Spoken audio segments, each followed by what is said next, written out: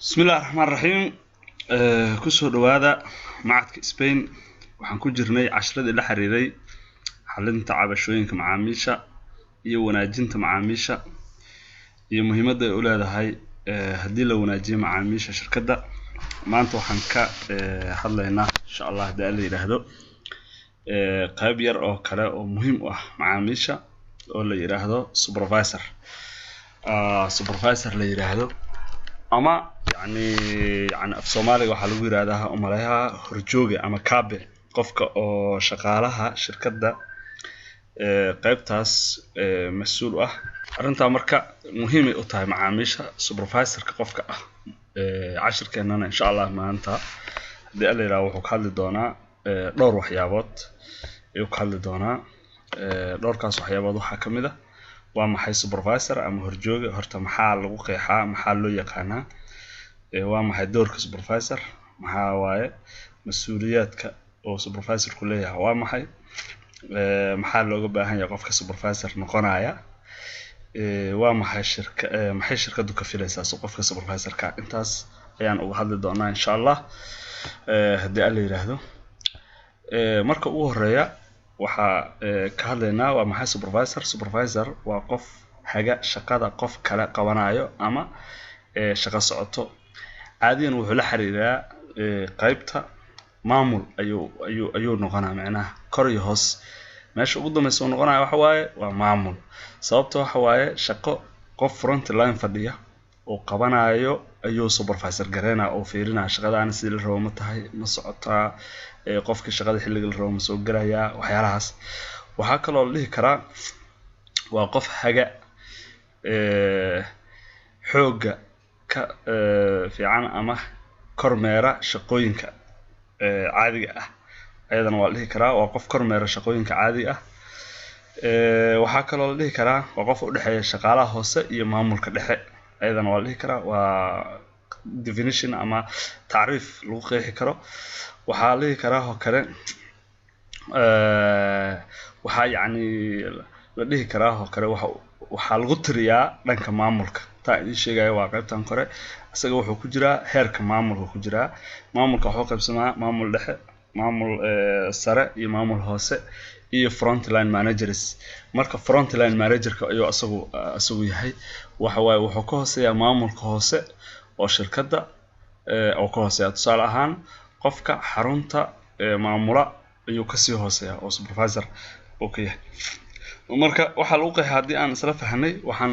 galeynaa doorkiisa waa maxay doorka uu leeyahay asaga roolka uu ka ciyaaro meeshaas waxa waaye waa qof horjoogaha waxa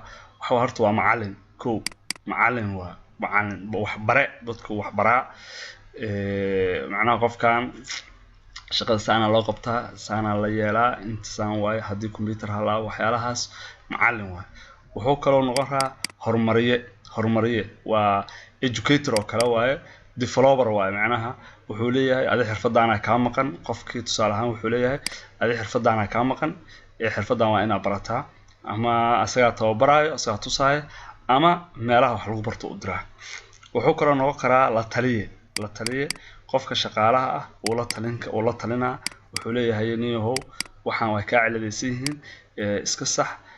saan dadka hor hadlin qaabkan hayeelin waxyaalahaas waa la taliye wuxuu kaloo qofku noqon karaa hage ayuu noqon karaa qof haga shaqaalaha adiga saacada soo gal adiga saacadaas ka bax nidaamin macnaha saas wuxuu kaloo noqon karaa dhise inuu dhiso shaqada garaadka qofka inuu dhiso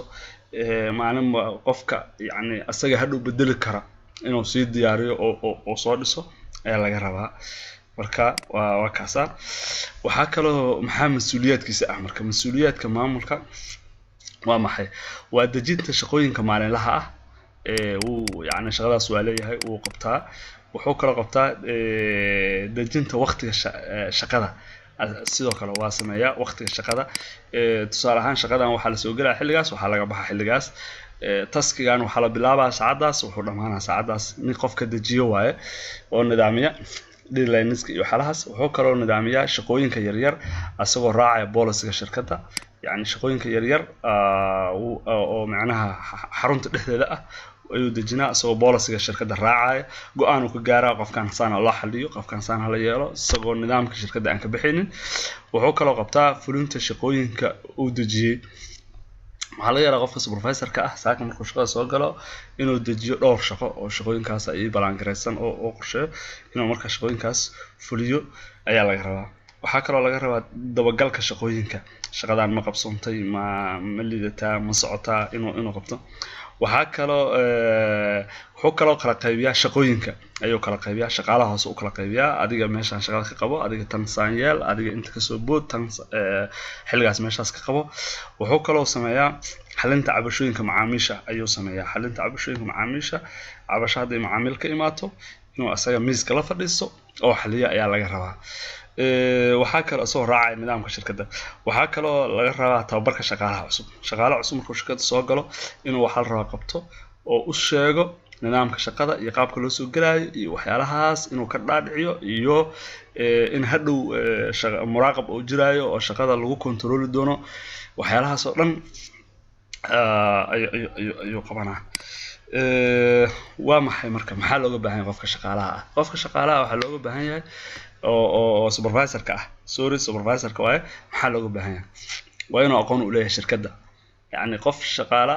قف سوبرفايزر كنقنايا شركة إنه دبيعة هذه يقاب كذي كلجر كذي إنه يقانا على جربا ما أنا قف إسكع عصب شركة سوبرفايزر أنت بدل رقم ديجو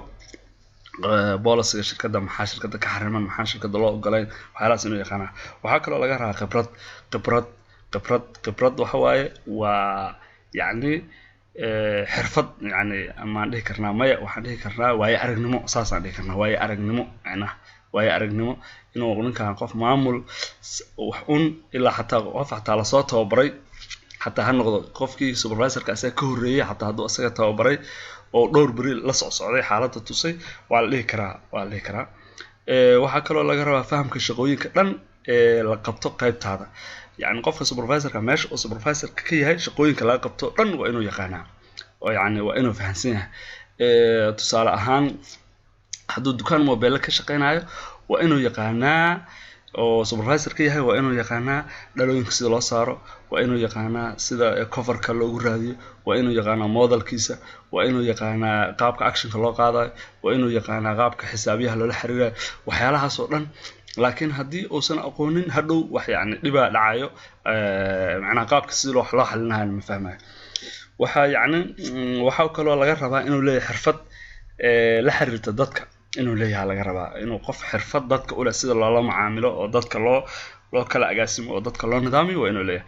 waxa kale oo laga rabaa qofka supervisorka xirfad computer qof aan xirfad computer lahayn shaqo ma qaban karo supervisor ma noqon karo marka waxa laga rabaa xirfad computer inuu leeyahay ayaa laga rabaa waxa kale oo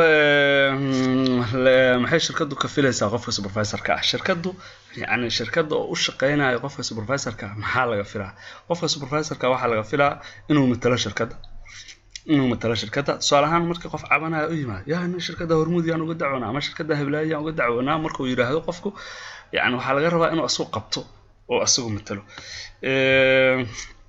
إنه وناجيو جوجا كده حياة شغالها يمهم الكنوا على جربا شغالها ناش أكشق يسوي شغالها قيبت بهالكيها يمهم الكاجا وأنا أقول حسا عادية ومرة البؤس اسكت عن أنا كلا إلى رسالة جربا وإنه الله على سياسة جود شركة إنه كسعودة سياسة جود الشركة مرة والبو نظام الشركة ودقن إنه يقانو أو كسعودة واحد إنه كدوان السياسة ده إنه سوح حلنا على جرا إنه جوجو قابت الشركة يعني إنه جوجو مرة والبو قيبت قابت الشركة إنه جوجو أو كسه الرأي شكالها كانت ضمبية شكالها على جرا صوبته هواي وقف كان وهجي ومعلن وهواي وح أستقل أول في السماء wanaajinta xiriirka dhexe shaqaalaha dhexdoodana waxa laga rabaa waa mas'uuliyadiisa saaran waay yani xiriirka dhexe shaqaalaha dhexdooda macnaha labana isku fil ah yani inuu waxa la rabaa oo kala qarqaadi karo waa mahadsantiin intaasaan kusoo gabagabeynaa cashirkan maanta qofkii noo baahan nagala soo xiriiro lambarkaas. Assalaamu calaykum.